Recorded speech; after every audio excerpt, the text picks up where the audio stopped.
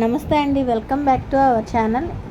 మనకి ఇళ్లలో సోఫాలు బాగా ఇలా డౌన్ అయిపోయి ఉంటాయి కదండి, పాత అయిన తర్వాత అవి రిపేర్ చేయించాం. మా సోఫాలు అలా డౌన్ అయిపోతే ఇలా సోఫాల వెనక బ్యాక్ సైడ్ ఫ్లేవుడ్ పెట్టారు చూడండి. మొత్తం ఇందాక ఎలా అయిందో సోఫా బాగా డౌన్ అయిపోయింది కదా, అది వచ్చేసి మనం రిపేర్ చేసిన తర్వాత అసలు భలే ఇదిగా అయిందండి. లాస్ట్కి కూడా చూసారా, మనం కొత్త సోఫా తెచ్చినప్పుడు ఎంత పైకి ఎంత చక్కగా ఉందో.